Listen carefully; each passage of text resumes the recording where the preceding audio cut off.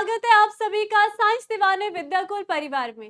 मैं शालिनी आपकी biology educator आज आप सभी के लिए लेकर आई हूँ एक बहुत ही इंपॉर्टेंट टॉपिक जो कि है आज की क्लास का क्रेब्स साइकिल। इससे पहले मैं आप सभी को बता दूं कि हम पढ़ रहे थे पादपों में श्वसन में किस तरीके से ऑक्सी श्वसन के द्वारा ग्लूकोज को तोड़ करके इससे एनर्जी की निकाली जा रही थी। तो हमने यहाँ पर इससे पहले की क्लास में पढ़ा था ग्लाइकोलाइसिस के बारे में, जहां पर हमने ग्लूकोज को तोड़ा था, ग्लूकोज को तोड़ करके पायरुविक एसिड में बदला था। आपने देखा था कि इस प्रोसेस में आपको काफी सारी एनर्जी देखने के लिए मिली थी, यानी कि अगर आप किसी भी पादप कोशिका, जंतु कोशिका या हम बैक्टीरिया कोशिका की बात करते हैं तो उनमें जो ये ग्लाइकोलाइसिस का क्रम चलता है, ये चलता है उनके कोशिका द्रव में। तो अब यहाँ पर ग्लूकोज से पायरुविक एसिड तो बन गया है, इसमें हमने एनर्जी निकाल ली है, लेकिन अभी ये पायरुविक एसिड जो है ये अभी और टूटेगा, क्योंकि इसके अंदर भी भर भर के एनर्जी है। इसको भी तोड़ तोड़ करके इसके अंदर भी जो भी एनर्जी संचित रहती है उसको निकाला जाता है और फिर उस एनर्जी का यूज किया जाता है कोशिकाओं के द्वारा। तो आज की क्लास में हम देखेंगे कि आज की क्लास का टॉपिक है क्रेब्स चक्र का, यानी कि इस क्रेब्स साइकिल में हम पढ़ेंगे कि कैसे यहाँ पर पायरुविक एसिड को तोड़ करके उससे एनर्जी किस किस फॉर्म में निकल सकती है। तो चलिए फिर बिना देरी के साथ आप सबके साथ भी कॉपी पेन उठा लीजिए, क्योंकि ये प्रोसेस भी हमने जैसे ग्लाइकोलाइसिस के 10 स्टेप को हमने याद करा था, ठीक ऐसे ही आज की क्लास में हम इस क्रेब्स साइकिल के सारे जो भी स्टेप होंगे उन सभी को याद करेंगे। तो पहले मैं आपको थोड़ा सा एक इंट्रो दे देती हूँ। जैसा कि हमने कहा था कि जो भी हमारी पादप कोशिका या हम जंतु कोशिका या बैक्टीरियल कोशिका की हम बात कर रहे हैं, देखिए इन तीनों में ही आपका ग्लाइकोलाइसिस का प्रोसेस चलता है, लेकिन बैक्टीरिया कोशिका में आपका माइटोकॉन्ड्रिया नहीं है प्रेजेंट। तो यहाँ पर हम क्या देखेंगे कि यहाँ पर आपका ग्लाइकोलाइसिस ही चलेगा, ठीक है, जबकि पादप और जंतु कोशिका में आगे क्रेब्स साइकिल भी चलता है। तो देखिए ये कहाँ चलेगा, इसके बारे में बात करते हैं। तो आज का हमारा टॉपिक है क्रेब्स साइकिल। क्रेब्स साइकिल हम इसके विभिन्न प्रकार के नाम के बारे में भी जानेंगे, लेकिन पहले हमें प्रोसेस पढ़नी है। जब हम इसकी पूरी क्रियाविधि को देख लेंगे फिर हम इसके अन्य नामों को भी जानेंगे और ये नाम क्यों पड़े हैं इसके बारे में भी मैं आपको बताऊंगी। क्लियर? चलिए, तो सबसे पहले अगर मैं कोशिका की बात करती हूँ तो कोशिका में आप सभी ने देखा इसमें क्या है, ग्लूकोज उपस्थित था, है ना। तो ग्लूकोज था, ग्लूकोज कितने कार्बन वाला था, 6 कार्बन वाला था।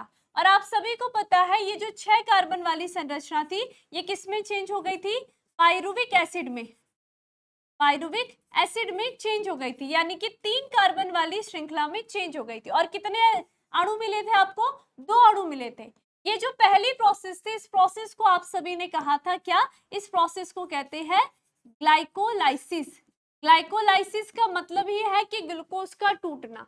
और इस प्रोसेस में आपको क्या मिली थी, एनर्जी मिली थी, है ना। इस प्रोसेस को हमने क्यों करा, क्योंकि हमें एनर्जी चाहिए। तो ये यहाँ पर क्या बनी है, एनर्जी निकली थी। किस रूप में निकली थी, एटीपी के रूप में और NADH2 के रूप में निकली थी। इतनी बात क्लियर है, ठीक है। अब देखिए यहाँ पर जैसा कि मैंने कहा कि ये जो पायरुविक एसिड होता है आपका, ये जो पायरुविक एसिड होता है अभी इस अणु के अंदर भी भर भर के एनर्जी भरी भी है। तो अब इसको भी ठीक हमें तोड़ना है और इससे भी एनर्जी निकालनी है। तो ये जो पायरुविक एसिड होता है ये जब टूटेगा, अब इसके आगे की जो क्रिया चलेगी, यानी कि जो क्रेब्स साइकिल चलेगी, वो कहाँ चलेगी, वो चलेगी माइटोकॉन्ड्रिया के अंदर, ठीक है। तो हमने कहा कि पादप कोशिका, जंतु कोशिका में हम माइटोकॉन्ड्रिया को देखते हैं। ये माइटोकॉन्ड्रिया की बाहरी झिल्ली होती है ना। और ये देखोगे ये कौन सी झिल्ली होगी, कुछ इस तरीके से अंतः झिल्ली उपस्थित होती है। आप सभी को पता है कि अंतः झिल्ली के जो अंदर का जो भाग होता है ना, ये जो भाग होता है इस भाग को हम कहते हैं मैट्रिक्स। ये जो मैट्रिक्स भाग होता है इसी के अंदर क्या चलती है, क्रेब्स साइकिल चलती है। कौन सी साइकिल चलेगी, क्रेब्स साइकिल चलेगी। तो 2 क्वेश्चन आपके पास बहुत अच्छे से क्लियर हो गए होंगे। अगर आपसे पूछा जाता है कि ग्लाइकोलाइसिस कहाँ चलता है तो ये कोशिका द्रव में चलेगा।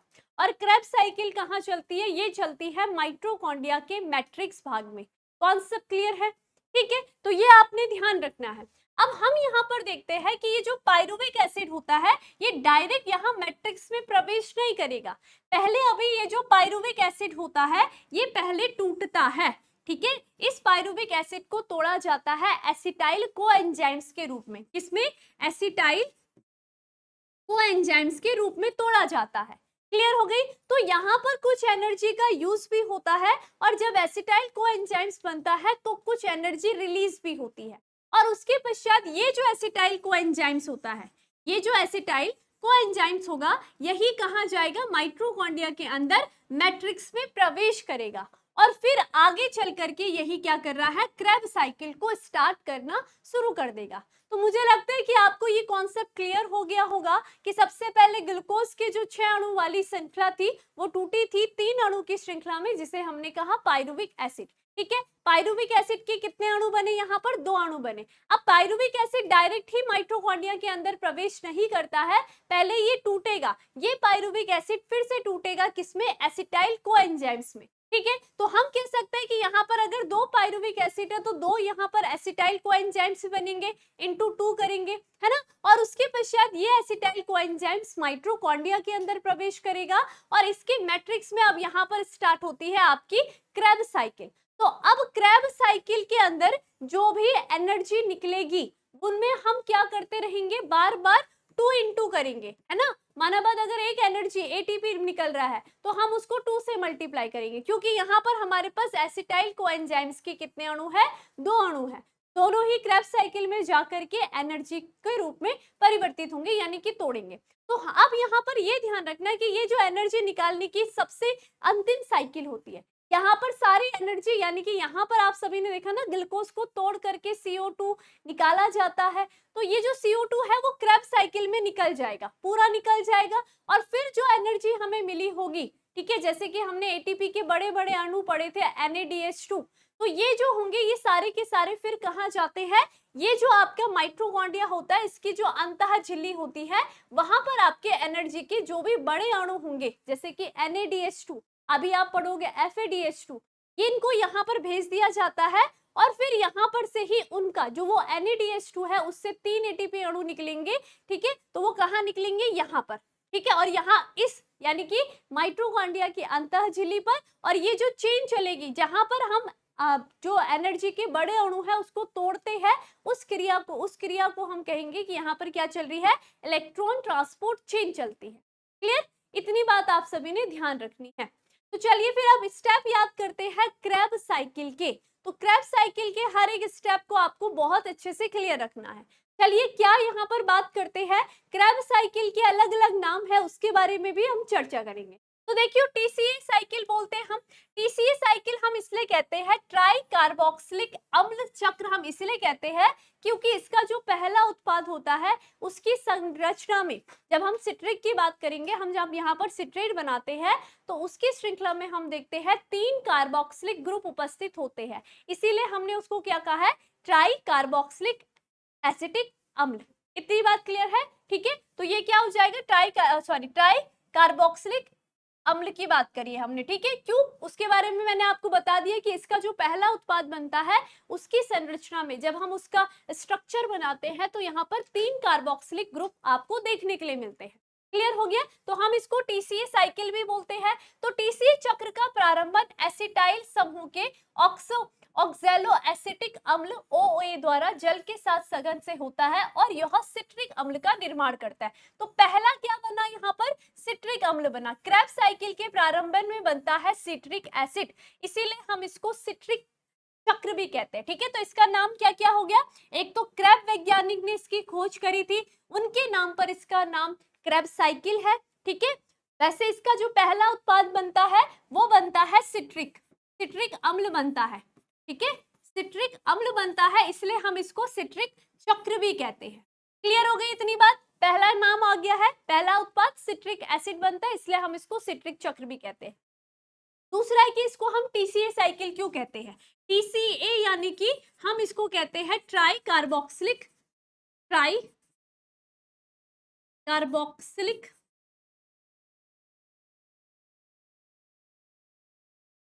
चक्र भी कहते हैं, ट्राई कार्बोक्सिलिक चक्र भी कहते हैं। इसका कहने का इसलिए अर्थ निकलता है क्योंकि इसका जो पहला उत्पाद सिट्रिक एसिड बनता है, इसकी जब आप संरचना देखोगे तो इसमें 3 कार्बोक्सिलिक ग्रुप यानी कि COOH ग्रुप उपस्थित होते हैं, इस कारण हम इसको टीसीए साइकिल भी कहते हैं। ठीक है, और इसकी खोज किस वैज्ञानिक ने कर रखी है? क्रैब वैज्ञानिक ने कर रखी है, इसलिए हम इस साइकिल को क्रैब साइकिल कहते हैं, ठीक है, क्रैब चक्र कहते हैं। तो मुझे लगता है कि आपको तीनों के तीनों नाम अच्छे से क्लियर होंगे, चाहे सिट्रिक चक्र बोलो, चाहे टीसीएस चक्र बोलो, या फिर हम क्रैब साइकिल बोलेंगे। आपको पता होना चाहिए कि हम यहाँ पर क्या कर रहे हैं, पायरुविक एसिड को, यानी कि जो एसिटाइल कोएंजाइम्स है उससे अब हम एनर्जी को निकालने का काम करेंगे। क्लियर इतनी बात? ठीक है, अब एक एक करके सारे के सारे स्टेप को हम पढ़ते हैं। तो ग्लाइकोलाइसिस का जो अंतिम उत्पाद था वो था आपका पायरुविक एसिड। क्या था आपका? पायरुविक था, है ना। या हम पायरुवेट लिख लेंगे, पायरुवेट था, ठीक है। अब ये पायरुवेट के दो अणु होते हैं, ये किस में बदलेंगे? ये पायरुविक अम्ल के दो अणु टूटते हैं आपके किसका? ये टूटते हैं एसिटाइल कोएंजाइम्स में। ये क्या बनाएंगे? एसिटाइल कोएंजाइम्स बनाएंगे, और इसके भी कितने अणु बनेंगे? दो अणु बनेंगे। लेकिन यहाँ पर देखो क्या होता है, यहाँ पर ऑक्सीडेशन और रिडक्शन अभिक्रिया होती है। अगर ऑक्सीडेशन क्रिया हो रही है तो यहाँ से हम देखते हैं कि यहाँ पर क्या हो रहा है, यहाँ पर क्या होगा, CO2 निकलेगा, ठीक है, CO2 गैस निकलेगी, ठीक है। और हम कह रहे हैं कि साथ ही साथ रिडक्शन भी हो रहा है, तो यहाँ पर क्या होता है, NADH अणु से किसका निर्माण होता है? NADH2 का निर्माण होता है, NADH2 का निर्माण होता है, ठीक है। और NADH2 आप सभी को पता है ना, ये एनर्जी का अणु उपस्थित है। साथ ही साथ पायरुवेट में हम जब क्या जोड़ेंगे, कोएंजाइम्स जोड़ते हैं। यहाँ पर किसको जोड़ा जाता है? कोएंजाइम्स को जोड़ा जाता है।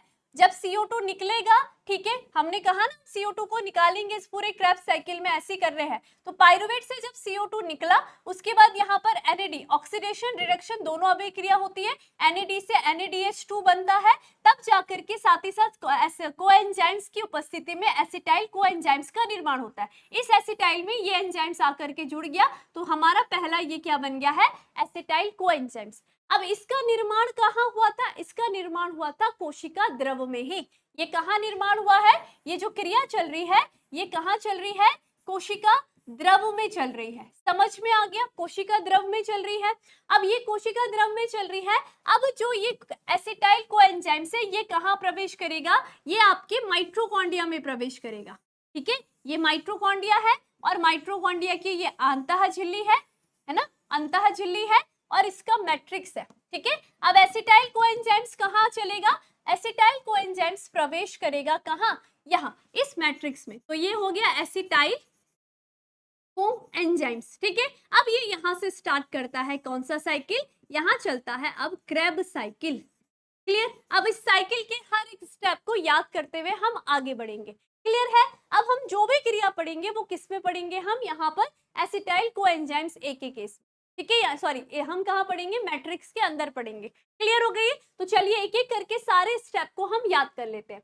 तो जैसा कि मैं यहाँ पर हाफ पार्ट में दिखा देती हूँ कि ये माइटोकॉन्ड्रिया की बाहरी झिल्ली थी, ठीक है, और ये इसकी क्या है? अंतः झिल्ली, है ना, ये इसकी अंतः झिल्ली। अब यहाँ पर क्या चलेगा? आपका पूरा का पूरा क्रैब साइकिल चलेगा, क्रैब साइकिल चलेगा। साइकिल कैसे चलती है? ऐसे गोल गोल। तो ये भी कैसे चलेगा? साइकिल चल रही है तो गोल चल रही है ना। तो इसलिए हमने यहाँ पर देखा, सबसे पहले कोशिका द्रव में पायरुवेट था, ठीक है, ये पायरुवेट अंदर प्रवेश करा, यानी कि ये कैसा अंदर प्रवेश? ये नहीं करेगा, ये बाहरी एसिटाइल कोएंजाइम्स का निर्माण करता है, और अंदर कौन बनता है? एसिटाइल कोएंजाइम्स प्रवेश करेगा, एसिटाइल कोएंजाइम्स प्रवेश करेगा। और इस क्रिया में क्या हुआ था? अभी अभी मैंने बताया, इस क्रिया में आपका हुआ था CO2 मुक्त हुआ था, ठीक है। आपने क्या जोड़ा था? कोएंजाइम्स A जोड़ा था, और साथ ही साथ यहाँ पर आपको क्या मिले थे? NADH से, NADH से क्या मिला आपको? NADH2, है ना, एनर्जी का बड़ा मॉलिक्यूल आपको मिला। इतनी बात क्लियर है? अब देखो, अब यहाँ से स्टार्ट है आपकी क्रैब साइकिल। क्या होता है? जैसे ही एसिटाइल कोएंजाइम्स यहाँ मैट्रिक्स में प्रवेश करता है, ये क्या भाग है? ये है मैट्रिक्स का भाग। किसका मैट्रिक्स का भाग? आपके माइटोकॉन्ड्रिया का। ये क्या है? माइटोकॉन्ड्रिया। ये क्रिया कहाँ चल रही है? माइटोकॉन्ड्रिया में चल रही है। तो माइटोकॉन्ड्रिया के मैट्रिक्स भाग में यहाँ पर जो एसिटाइल कोएंजाइम्स होता है, वो क्या करेगा? आपका जो एक और यहाँ पर अणु उपस्थित होता है, जिसका नाम होता है ऑक्सैलो एसीटेट। अब देखिए, ये ध्यान रखना है कि जो एसिटाइल कोएंजाइम्स है, वो कितने कार्बन वाली संरचना है? 2 कार्बन वाली संरचना, ठीक है। कैसे? कितने कार्बन वाली है? 2 कार्बन वाली संरचना। ये एसिटाइल कोएंजाइम्स किसके साथ मिलकर के, ऑक्सैलो एसीटेट के साथ मिलकर के, ठीक है, कौन सा, ऑक्सैलो एसीटेट के साथ मिलकर के। और ये ऑक्सैलो एसीटेट भी कैसी संरचना होती है, 2 कार्बन वाली संरचना होती है। तो एसिटाइल कोएंजाइम्स जैसे ही किसके साथ संलयित होता है, ऑक्सैलो एसीटेट के साथ संलयित होता है, ये यहाँ पर निर्माण करते हैं आपके सिट्रेट का, ठीक है, किसका निर्माण करते हैं, यहाँ पर सिट्रेट का निर्माण करते हैं, यानी कि सिट्रिक एसिड का निर्माण करते हैं, सिट्रेट का निर्माण करते हैं। इतनी बात क्लियर है, सिट्रेट बोलो चाहे सिट्रिक एसिड बोलो, दोनों बात एक ही है, ठीक है। तो ये किसका निर्माण कर रहे हैं, सिट्रेट का निर्माण। तो 2 एसिटाइल अणु और 2 एक्सालो एसीटेट अणु, ये 2 कार्बन वाले जब श्रृंखलाएं मिली आपस में, तो इन्होंने एक 4 कार्बन वाली श्रृंखला का निर्माण करा, जिसको हमने क्या कहा, सिट्रेट कहा, ठीक है। और इसमें कितने कार्बन उपस्थित है, 4 कार्बन उपस्थित है। अब ये भी ध्यान रखना है, एसिटाइल कोएंजाइम्स ऑक्सैलो एसीटेट के साथ मिलता है, और यहाँ पर सिट्रेट बनाने के लिए जो एंजाइम्स का यूज होता है, इस एंजाइम्स को हम कहते हैं क्या, सिट्रेट सिंथेटेज एंजाइम्स। यहाँ पर कौन सा एंजाइम्स हुआ, सिट्रेट सिंथेटेज एंजाइम्स, ठीक है। इस एंजाइम्स की उपस्थिति में इन्होंने किसका निर्माण करा, सिट्रेट का निर्माण करा। और सिट्रेट कैसी श्रृंखला है, यहाँ पर 4 कार्बन वाली। इसकी श्रृंखला में आप देखोगे कि 3 कार्बोक्सिलिक ग्रुप उपस्थित होते। तो पहला उत्पाद क्या बनता है, सिट्रिक अम्ल, या हम कहते हैं सिट्रेट बनता है, सिट्रेट बनता है। कॉन्सेप्ट क्लियर हो गया है, ठीक है। अब यहाँ पर क्या होगा, ये जो सिट्रेट होता है, इससे निर्माण होता है आइसोसिट्रेट का, ठीक है। इससे किसका निर्माण होगा, ये निर्माण करता है आइसोसिट्रेट का, ठीक है। सिट्रेट से आइसोसिट्रेट का निर्माण होता है। इतनी बात क्लियर है, क्लियर, ठीक है। अब ये जो आइसोसिट्रेट होता है, इसी में क्या होगी, ऑक्सीडेशन होगी और रिडक्शन होगी। ऑक्सीडेशन रिडक्शन होगी तो वही CO2 भी निकलेगा, और साथ ही साथ कौन सा, NaDH से NaDH2 का निर्माण होगा, है ना, रिडक्शन भी हो गई और ऑक्सीडेशन भी हो गई। तो जैसे ही आइसोसिट्रेट में रिडक्शन और ऑक्सीडेशन की क्रिया होती है, तो इससे किसका निर्माण होता है, इससे निर्माण होता है अल्फा कीटो ग्लूटारिक अम्ल का, ठीक है। किसका निर्माण होगा, अल्फा कीटो ग्लूटारिक एसिड का निर्माण होता है, अल्फा कीटो ग्लूटारिक एसिड का निर्माण हो गया निर्माण। अब मैंने क्या कहा कि आइसोसिट्रेट से अल्फा कीटो ग्लूटारिक एसिड का निर्माण हुआ, तो यहाँ पर क्या हुआ, रिडक्शन अभिक्रिया और साथ ही साथ ऑक्सीडेशन भी। तो अगर रिडक्शन और ऑक्सीडेशन हो रहा है तो क्या हो गया, ऑक्सीडेशन, यानी कि यहाँ पर क्या हुआ, CO2 अणु निकला, और अगर रिडक्शन हो रही है साथ ही साथ, है ना, तो यहाँ पर क्या होगा, एक NaDH से, है ना, NaDH से क्या हो जाएगा, NaDH2 का निर्माण होगा, NaDH2 का निर्माण होगा, ठीक है। यहाँ आप क्या लिख सकते हो, NaDH प्लस H प्लस, ये भी लिख सकते हो आप, NaDH2 लिख देती हूँ मैं, ठीक है, या आप H प्लस भी लिख सकते हो। क्लियर हो गई, ठीक है। अब फिर से यहाँ पर देखो, अब यहाँ पर अल्फा कीटो ग्लूटारिक एसिड से यहाँ पर निर्माण होता है, यहाँ पर वापस से रिडक्शन और ऑक्सीडेशन क्रिया के द्वारा होता है निर्माण, यहाँ पर आपका सक्सिनाइल कोएंजाइम्स का निर्माण होगा। किसका निर्माण होगा, सक्सिनाइल कोएंजाइम्स का निर्माण होता है, ठीक है।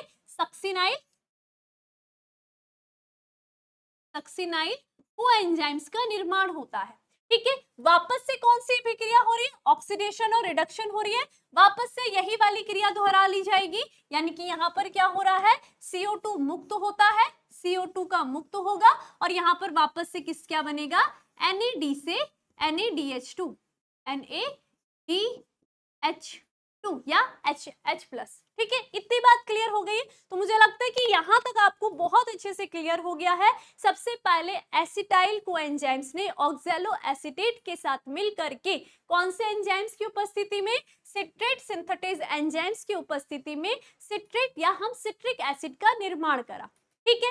फिर सिट्रिक एसिड ने से निर्माण हुआ था आइसोसिट्रेट का निर्माण। आइसोसिट्रेट में रिडक्शन और ऑक्सीडेशन दोनों अभिक्रिया साथ होती है, जिसके कारण CO2 गैस निकलेगी, और साथ ही साथ NaDH अणु से NaDH2 का निर्माण होता है, एनर्जी के बड़े मॉलिक्यूल का निर्माण हुआ, और उससे किसका निर्माण हुआ, अल्फा कीटो ग्लूटारिक एसिड का निर्माण हो गया। ठीक है, यहाँ पर क्या बन गया, कि अमीनो एसिड बन गया है ना, अल्फा कीटो ग्लूटारिक एसिड का निर्माण हुआ।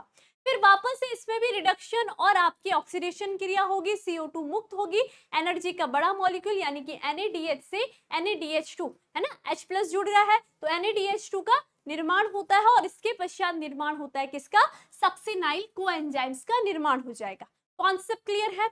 अब देखिए ये जो सक्सिनाइल कोएंजाइम्स होता है ये किसमें निर्माण, ये किसका निर्माण करता है, ये निर्माण करता है सक्सिनिक अम्ल का, बोल सकते हो, या आप कहोगे सक्सिनेट का, ठीक है, या हम क्या कहेंगे, सक्सिनेट का निर्माण करता है, तो इससे हम कहेंगे सक्सिनेट का निर्माण हुआ,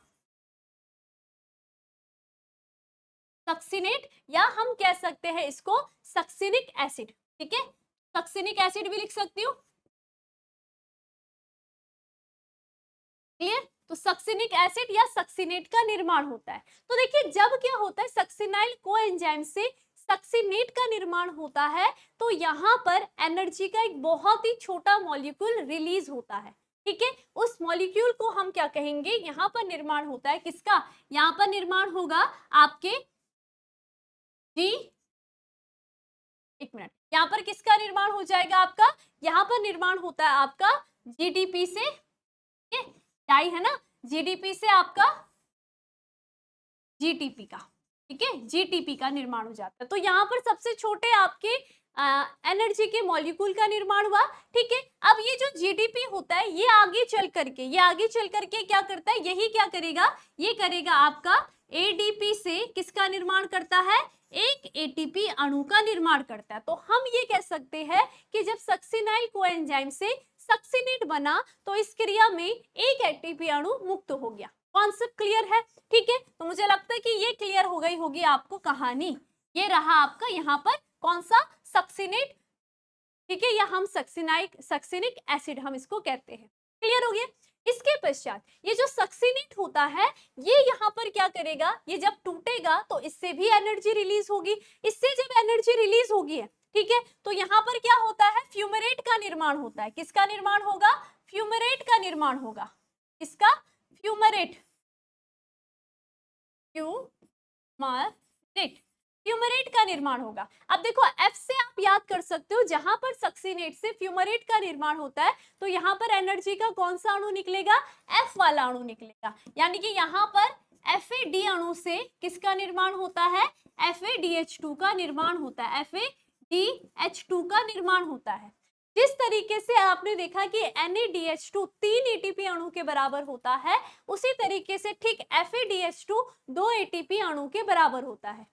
क्लियर हो गई ये बात, ठीक है। उसके बाद फ्यूमरेट से आपका निर्माण होता है किसका, मेल्टेट का निर्माण होता है, ठीक है, या हम कह सकते हैं मैलिक एसिड का निर्माण होता है। तो यहाँ पर हम लिख देते हैं ये क्या, माल्टेट,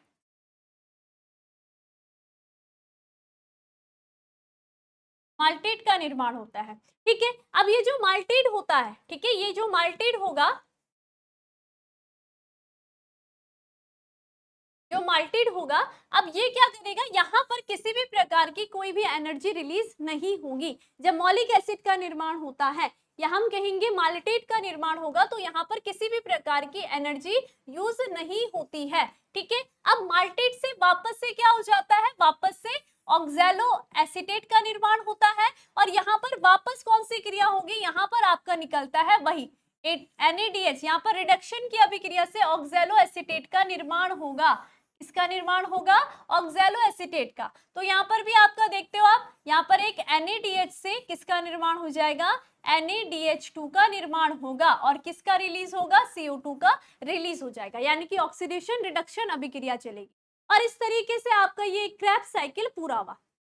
देखिए अभी हमें लग रहा है कि ये बड़ा कठिन होगा, लेकिन आप अगर ध्यान से सुनोगे तो आपको बहुत अच्छे से क्लियर हो जाएगा। कुछ नहीं था, सबसे पहले ग्लाइकोलाइसिस चला था कोशिका द्रव में, ग्लूकोज टूटा था आपका पाइरुविक एसिड में, ठीक है। अब ये पाइरुविक एसिड सीधा ही माइटोकॉन्ड्रिया में कभी भी नहीं जाएगा, पहले ये पाइरुविक एसिड चेंज होता है किसमें, एसिटाइल कोएंजाइम्स में। ये एसिटाइल कोएंजाइम्स माइटोकॉन्ड्रिया के मैट्रिक्स में प्रवेश करेगा और अब ये यहाँ पर से स्टार्ट करता है ये क्रेब्स साइकिल को। तो सबसे पहले जो एसिटाइल कोएंजाइम्स होगा ये आपका ऑक्सैलो एसीटेट के साथ मिल करके, ठीक है, ये दोनों मिल करके साथ ही साथ एंजाइम्स, किस एंजाइम्स के प्रेजेंस में, सिट्रेट सिंथेटेज एंजाइम्स की प्रेजेंस में ये निर्माण करते हैं सिट्रिक एसिड का, या हम कह सकते हैं सिट्रेट का। क्लियर हो गई? तो यहाँ पर दो कार्बन, इससे कितने कार्बन वाले, यहाँ पर संरचना बनी 4 कार्बन वाली। सिट्रेट से आइसोसिट्रेट का निर्माण होता है। फिर ये यहाँ पर देखो, आइसोसिट्रेट से देखो क्या हो गया, इसमें ऑक्सीडेशन और रिडक्शन अभिक्रिया होगी। जहां जहां पर ऑक्सीडेशन रिडक्शन अभिक्रिया होगी वहां पर एनर्जी का मॉलिक्यूल निकलता है। और कौन सा मॉलिक्यूल निकलेगा? NaDH2 का मॉलिक्यूल निकलेगा। क्लियर? तो यहाँ पर देखो, जब आइसोसिट्रेट में क्या हुआ, यहाँ पर क्या हुआ, ऑक्सीडेशन हुआ और रिडक्शन हुआ, तो यहाँ पर एक कार्बन कम हो जाएगा, है ना। यहाँ पर क्या हो जाएगा, सॉरी, यहाँ पर क्या हो जाएगा। अच्छा, एक बात और ध्यान रखनी है आपने, क्या, ये जो ऑक्सैलो एसीटेट होता है ना, ये 4 कार्बन वाली श्रृंखला है, ठीक है। ये ध्यान रखना, ये एक ध्यान रखोगे, ये 4 कार्बन वाली है, क्योंकि यहाँ पर 6 कार्बन वाली श्रृंखला का निर्माण होता है ना। सिट्रिक एसिड क्या होगी आपकी, 6 कार्बन वाली, तो इसको ध्यान रखना है, ठीक है। ये सही कर देना आप सबके सब, ये 6 कार्बन वाली बनाएगा। यहाँ पर सिट्रिक एसिड 6 कार्बन वाला होता है। तो देखो 4 और 2 कितने हो गए, 6 बन गए, ठीक है। अब यहाँ पर क्या हुआ, सिट्रेट से आइसोसिट्रेट का निर्माण हुआ, ठीक है। ऑक्सीडेशन रिडक्शन अभिक्रिया हुआ, अल्फा कीटो ग्लूटारिक एसिड का निर्माण हुआ। तो अब देखो यहाँ पर क्या हुआ कि एक CO2 अणु निकला, तो एक कार्बन कम हो गया। तो इसका मतलब जो अल्फा कीटो ग्लूटारिक एसिड होता है वो आपका कितना होगा, 5 कार्बन वाली संरचना होती है। क्लियर? फिर देखो, अल्फा कीटो ग्लूटारिक एसिड में वापस से ऑक्सीडेशन रिडक्शन हो रहा है, और यहाँ पर क्या होगा, वापस क्या, सक्सिनाइल कोएंजाइम्स बनेगा। वापस से देखो एक CO2 अणु निकला, एक कार्बन फिर से कम हुआ। तो इसका मतलब जो सक्सिनाइल कोएंजाइम्स होगा वो कैसा होगा, यहाँ पर 5 में से फिर एक कार्बन कम करो, ये हो गया 4 कार्बन का, है ना। सक्सिनाइल कोएंजाइम्स क्या कर रहा है, सक्सिनेट में बदल रहा है, केवल बदल रहा है। तो यहाँ पर एनर्जी का मॉलिक्यूल्स निकल रहा है, कौन सा, जीटीपी के रूप में, और ये जीटीपी बाद में एटीपी को एटीपी में कन्वर्ट करेगा। तो ये जो सक्सिनेट होता है ना, ये भी क्या होती है आपकी, 4 कार्बन वाली श्रृंखला होती है। फिर ये जो सक्सिनेट होता है ये चेंज होता है फ्यूमरेट में। ये जो फ्यूमरेट होता है, जब इसका निर्माण होगा तो यहाँ पर FADH2 का अणु निकलता है। एक FADH2 2 ATP अणु के बराबर होते हैं। फ्यूमरेट से माल्टेट का निर्माण होता है, या मैलिक एसिड आप बोल सकते हो, ठीक है। और यहाँ पर किसी भी प्रकार की कोई भी एनर्जी नहीं निकलती है। माल्टेट के बाद यहाँ पर क्या होगा, वापस से जब ऑक्सैलो एसीटेट का, क्योंकि एक साइकिल चल रही है ना, रिपीट होती रहेगी, तो माल्टेट से वापस से ऑक्सैलो एसीटेट का निर्माण हो रहा है। वापस से यहाँ पर ऑक्सीडेशन रिडक्शन की अभिक्रिया होगी। जहां पर ऑक्सीडेशन रिडक्शन अभिक्रिया हो रही है वहां पर वापस से आप क्या करोगे, NaDH से NaDH2 और CO2 मॉलिक्यूल यहाँ पर रिलीज हो रहा है ना। तो हमने क्या कर दिया, CO2 को रिलीज करके अच्छी तरीके से अपने ग्लूकोज को तोड़ दिया है, बहुत ही छोटे छोटे फॉर्म में, है ना। तो ग्लूकोज को तोड़ करके लास्ट में आप देखते हो CO2 गैस निकल रही होती है, तो वो यहाँ पर क्रेब्स साइकिल में पूरी निकल जाएगी। तो इतनी बात क्लियर हो गई आप सभी को क्रेब्स साइकिल का क्या क्या था। एसिटाइल कोएंजाइम्स ऑक्सैलो एसीटेट के साथ मिल करके सिट्रेट का निर्माण करता है, सिट्रेट से आइसोसिट्रेट का निर्माण होता है, आइसोसिट्रेट में रिडक्शन और आपकी ऑक्सीडेशन अभिक्रिया से अल्फा कीटो ग्लूटारिक एसिड का निर्माण होता है। इसमें भी वापस से ऑक्सीडेशन रिडक्शन से आपका सक्सिनाइल कोएंजाइम्स का निर्माण होगा। सक्सिनाइल कोएंजाइम्स आपका किसमें बढ़ेगा, सक्सिनेट में बदलता है, सक्सिनेट से फ्यूमरेट बनता है, फ्यूमरेट से माल्टेट बनता है, और माल्टेट से वापस ऑक्सैलो एसीटेट बनेगा। जहां जहां पर ऑक्सीडेशन रिडक्शन अभिक्रिया हुई है वहां से आपके एनर्जी के बड़े मॉलिक्यूल निकल रहे हैं NaDH2 के रूप में, ठीक है। केवल याद रखने, सक्सिनाइल से सक्सिनेट जब बन रहा है तो यहाँ पर एक छोटा अणु बनता है जिसे हम कहते हैं जीटीपी। ये जीटीपी आगे चल करके एटीपी से एटीपी का निर्माण करता है, यानी कि एक एटीपी अणु का निर्माण हो गया, है ना। और जहां पर सक्सिनेट से फ्यूमरेट बनता है, एफ से याद करोगे तो एफ यानी कि फ्यूमरेट, यहाँ से कैसे एनर्जी का मॉलिक्यूल निकलेगा, FADH2 का मॉलिक्यूल निकलेगा। कॉन्सेप्ट क्लियर हो गई है एक एक करके सारे का सारा, है ना। अब एक बार, क्योंकि देखो एनसीईआरटी का जो डायग्राम है उसमें आपको ये सारा का सारा नहीं दिया गया है, लेकिन एनसीईआरटी की जो लाइन है उसमें आपको ये सारी की सारी बातें बताई गई है कि फ्यूमरेट कहाँ बन रहा है, सक्सिनाइल कोएंजाइम्स कहाँ बन रहा है, कैसे इससे एनर्जी निकल रही है। तो मुझे लगता है कि अब अगर आप एनसीईआरटी लाइन पढ़ोगे तो आपको हर एक टॉपिक बहुत अच्छे तरीके से क्लियर हो जाएगा, ठीक है। तो चलिए अब एनर्जी को अगर हम गिनेंगे तो मैंने क्या कहा था, हमने सबसे पहले देखा कि हम एनर्जी देख रहे हैं, हमें एनर्जी क्या क्या प्राप्त हुई, हमें NaDH2 प्राप्त हुआ, ठीक है। और क्या प्राप्त हुआ, FADH2 प्राप्त हुआ, FADH2 प्राप्त हुआ, ठीक है। और क्या प्राप्त हुआ, ATP प्राप्त हुआ। अब ये ध्यान रखेंगे, चाहे ग्लाइकोलाइसिस की बात करें, क्रेब्स साइकिल की बात करें, इनके जो एनर्जी के बड़े मॉलिक्यूल है NADH2, FADH2, ये सारे के सारे एनर्जी यहीं पर नहीं देंगे। अभी ये क्रिया और चलेगी, एक और यहाँ पर चेन आप पढ़ते हो, इलेक्ट्रॉन ट्रांसपोर्ट चेन, जो कि माइटोकॉन्ड्रिया की अंतः झिल्ली के ऊपर चलती है।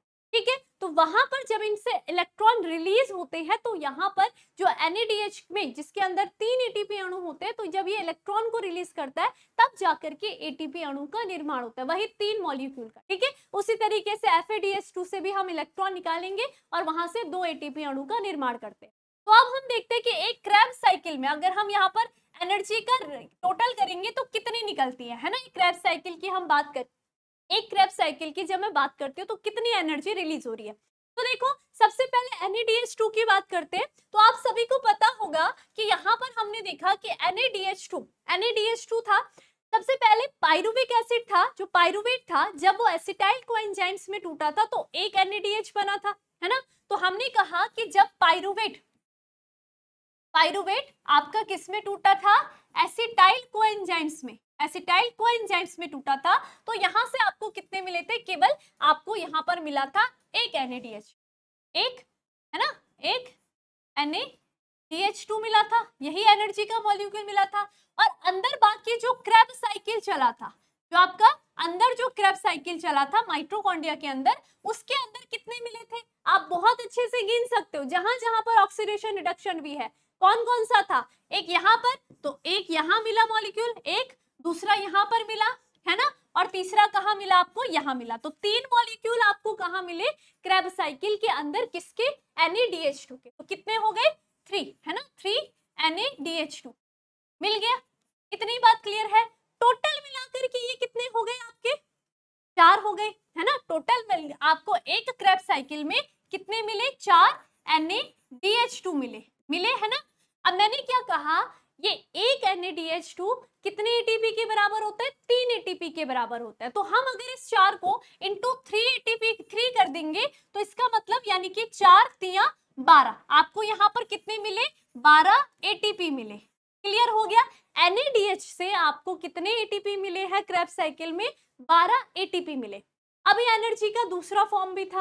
अब हम FADH2 की बात करते हैं, तो FADH2 आपको कितने मिले थे क्रेब्स साइकिल में, केवल एक मिला था, है ना। तो एक मिला केवल, तो हम यहाँ पर केवल क्या लिखेंगे, ये हमें केवल क्या मिला है, एक मिला था। लेकिन एक FADH2 बराबर क्या होता है, 1 FADH2 बराबर कितना होगा आपके, 2 ATP होते हैं, 2 ATP होते हैं। तो इसका मतलब यहाँ पर हमें क्या मिले हैं, एक क्रेब्स साइकिल के अंदर आपको 2 ATP मिले। कॉन्सेप्ट क्लियर हो गया।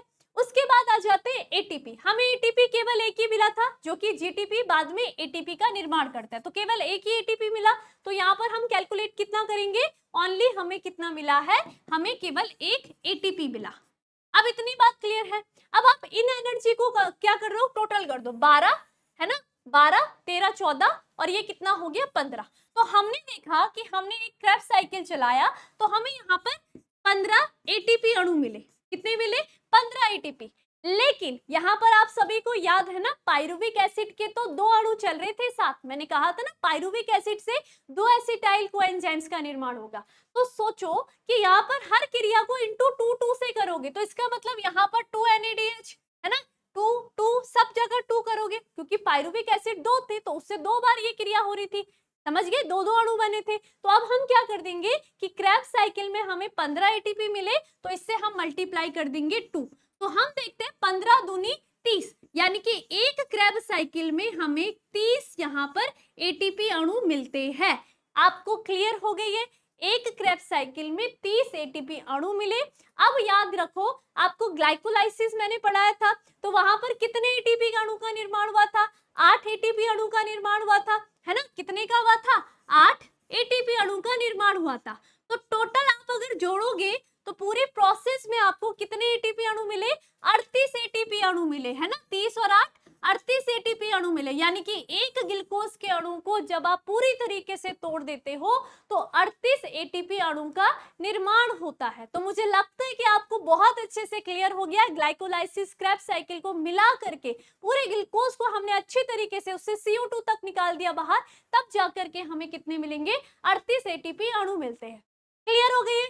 ठीक है। अब बहुत सारे बच्चों के दिमाग में ये क्वेश्चन आएगा, मैम हमने तो कहीं कहीं पर 36 एटीपी अणु भी पढ़े हैं।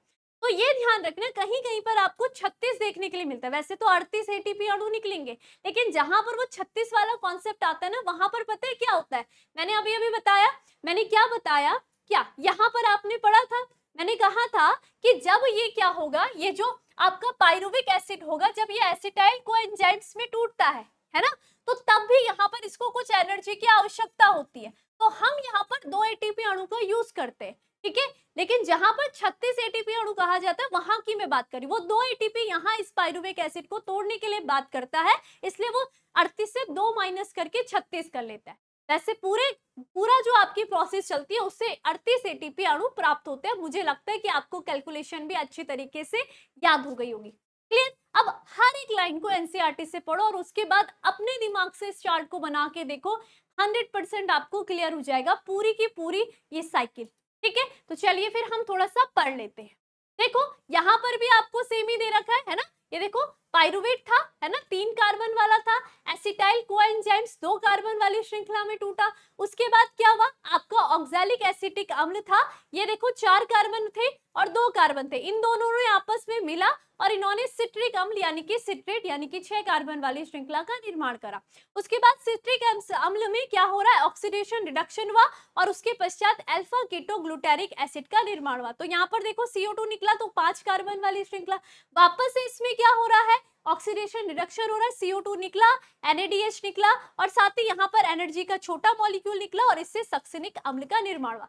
बीच के स्टेप जैसे कि आपका मैंने कहा आइसोसिट्रेट, ये आपका थ्योरी में दिया गया, अभी आपको क्लियर हो जाएगा। ठीक है, फिर उसके बाद सक्सिनिक एसिड से मॉलिक एसिड बना दिया, यहाँ पर FADH2, लेकिन इसके बीच में आपका फॉर्मिट बनता है। ठीक है, तो उसको भी हम अभी पढ़ेंगे। तो चलिए आप एक बार थ्योरी देख लेते हैं ताकि आपके दिमाग में हर एक स्टेप अच्छे से बैठ जाए।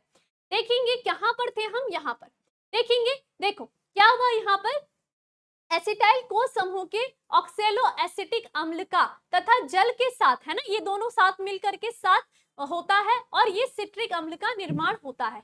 यहाँ देखो, यह अभिक्रिया किसके द्वारा हो रही है, सिट्रेट सिंथेटेज एंजाइम्स के द्वारा होती है तथा को एंजाइम्स ए का एक अणु मुक्त होता है, तब सिट्रेट आइसोसिट्रेट में आ गया, आपका आइसोसिट्रेट में समावित होता है और यह डीकार्बोक्सिलीकरण के द्वारा 2 लगातार चरणों के रूप में होता है। इसके उपरांत अल्फा कीटो ग्लूटारिक अम्ल का निर्माण होगा, तत्पश्चात किसका, सक्सिनाइल कोएंजाइम्स आ गया है ना थ्योरी में, सक्सिनाइल कोएंजाइम्स का निर्माण होता है। उसके बाद देखिए सिट्रिक अम्ल के बचे हुए चरणों में सक्सिनाइल कोएंजाइम्स ऑक्सैलो एसिटेट अम्ल में ऑक्सीकृत होकर के चक्र को आगे बढ़ाने में सहायक होता है। अब देखेंगे सक्सिनाइल कोएंजाइम से सक्सिनिक अम्ल बन रहा था, है ना, वही सक्सिनेट बन रहा था, कि रूपांतरण के दौरान क्या हो रहा है, जीटीपी के एक अणु का निर्माण होता है और इसे क्रियाधार स्तर या फॉस्फोरिलीकरण कहते हैं। जहां पर क्या हो रहा है, सक्सिनाइल कोएंजाइम से सक्सिनेट एंजाइम्स या सक्सिनिक अम्ल का निर्माण होता है, उसे हम क्या कहते हैं, फॉस्फोरिलीकरण कहते हैं। ठीक है, उसके बाद इन युग्मदित अभिक्रमक में देखो जो जीटीपी था, जीटीपी में रूपांतरित हो जाता है तथा वो एटीपी से एटीपी का निर्माण करता है ना, तो यहाँ पर हम कह सकते हैं कि एक एटीपी अणु का निर्माण हुआ है। उसके बाद देखो चक्र में देखो 3 स्थान ऐसे होते हैं जिसमें कि NADH से NADH+ का निर्माण होता है। तो कितने हुए थे चक्र के अंदर, 3 हुए थे, है ना, में अपचयन होता है, अपचयन होता है और एक स्थान पर FADH का FADH2, केवल एक में क्या हो रहा है, FADH से FADH का अपचयन हो रहा है ना, रिडक्शन हो रहा था।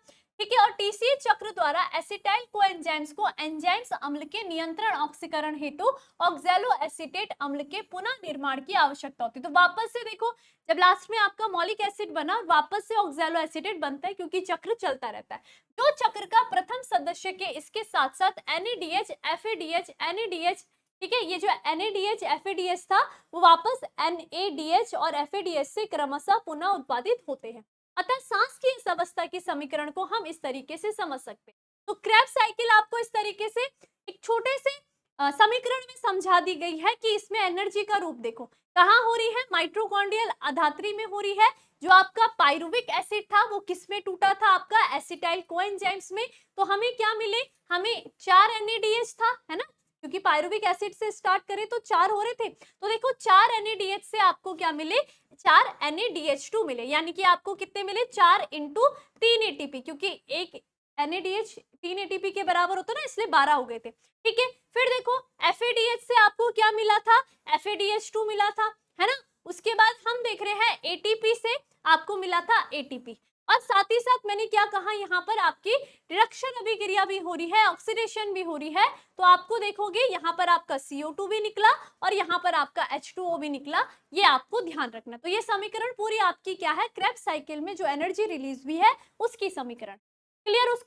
उसके बाद देखो TCH चक्र में ग्लूकोज के विखंडन से कार्बन डाइऑक्साइड, है ना, हम पूरा क्या पढ़ते हैं, पूरी ग्लूकोज के समीकरण में आप देखते हो ना, ग्लूकोज से आप CO2 निकाल देते हो, तो यहाँ पर क्या निकली है, ग्लूकोज के विखंडन से कार्बन डाइऑक्साइड निकलती है, NaDH+ के 8 अणु, FADH के 2 अणु और 2 ATP अणु का निर्माण होता है। आपको आश्चर्य हो रहा होगा कि अभी तक सांस की चर्चा के दौरान ना ही कहीं पर ऑक्सीजन तथा ना ही कहीं पर ATP के बहुत सारे अणुओं का निर्माण की चर्चा भी। अब संश्लेषित NaDH H+ तथा FADH की क्या भूमिका होगी, तो अब ये क्या भूमिका होगी, ये जाते हैं आपके कहा, जो आपकी माइटोकॉन्ड्रिया होगी। ठीक है, अब माइटोकॉन्ड्रिया है, माइटोकॉन्ड्रिया के मैट्रिक्स में तो आपका पूरा क्रेब्स साइकिल चला। ठीक है, ये माइटोकॉन्ड्रिया की आपका क्या था, आंतरिक झिल्ली है। ठीक है, और इसकी अधात्री में आप सभी को पता है यहाँ पर अभी क्रेब्स साइकिल बन गया, क्रेब्स साइकिल चला अधात्री में। क्रेब्स साइकिल से आप सभी को पता है यहाँ पर क्या निकले हैं, NaDH2 FADH2 ये निकले। अब ये दोनों के दोनों यहाँ बने, है ना, यहाँ बने, यहाँ पर मैं दिखा रही हूँ कि यहाँ पर है, ये कहाँ जाएंगे अब आपके, ये जाते हैं अंतः झिल्ली के ऊपर। ठीक है, तो यहाँ पर दिखा देती हूँ, ये कहाँ जाएंगे अब, माइटोकॉन्ड्रिया की अंतः झिल्ली पर। अब यहाँ पर चलता है एक विशेष पथ जिसे हम कहेंगे electron transport chain, electron transport chain चलेगा। और इस इलेक्ट्रॉन ट्रांसपोर्ट चेन में जब चलेंगे ये लोग, है ना, यहाँ से जब NaDH2 इलेक्ट्रॉन निकलेंगे तब जाकर के इस NaDH2 से आपके वही 3 ATP अणु निकलेंगे, है ना, और FADH से आपके 2 ATP अणु निकलेंगे। ठीक है, केवल एक NaDH की बात करिए, ऐसे आपके ग्लाइकोलाइसिस में और क्रेब्स साइकिल में जितने NaDH बने वो सब यहीं पर आकर के टूट करके ATP का निर्माण करेंगे। तो मुझे लगता है कि ये प्रोसेस आपको बहुत अच्छे से क्लियर हो गई। एक बार आप खुद से ग्लाइकोलाइसिस के वो 10 स्टेप और क्रेब्स साइकिल के ये जो आपको चक्र मैंने बताया है, एक बार खुद से आप अपने नोट्स खुद बनाओगे तो 100% आपको बहुत अच्छे से क्लियर जरूर होगा। लेकिन थोड़ी सी मेहनत आपको भी करनी पड़ेगी। नीट एग्जाम क्रैक करना है तो केवल एक साइड की मेहनत यहाँ पर काम नहीं करेगी, आपके साइड की ज्यादा मेहनत यहाँ पर काम आएगी। और आपको यहाँ पर जब तक आप रिवाइज नहीं करोगे तब तक आपको ये चीजें याद नहीं होगी, आपके दिमाग में नहीं बैठेगी, आप समझ नहीं पाओगे। इसलिए बिल्कुल यही ध्यान रखना है कि आपकी सफलता की आपकी रिवीजन है, आपकी मेहनत है, और आपको इस तरीके के जो भी आपके पास साइकिल आ रही है आपको इस तरीकों में बार बार रिवाइज करना है। खुद से साइकिल बनाओ तो 100% आपको जरूर अच्छे से याद हो जाएगी। ठीक है, याद नहीं बल्कि आपको समझ में आ जाएगी, और जब समझ में आ जाती है तो फिर आपको हर कुछ आप बहुत अच्छे से कर सकते हो। चलिए एक बार PYQs हम सॉल्व कर लेते हैं। क्या क्वेश्चन दिया गया है, तो देखो बहुत इजी क्वेश्चन है। क्रेब्स चक्र के दौरान निम्नलिखित में से क्या नहीं बनता है, तो आपने पूरी क्रेब्स साइकिल पढ़ी, आपने क्या नहीं देखा उसमें, क्या लैक्टेट नहीं बना, या फिर आइसोसाइनेट, सक्सिनेट, या फिर लैक्टेट और आइसोसाइनेट। तो हम देखते हैं कि इसमें आइसोसाइनेट भी बना था। ठीक है, उसके बाद हमने देखा सक्सिनेट भी बना था। ठीक है, लैक्टेट और आपका आइसोसाइनेट भी बना था।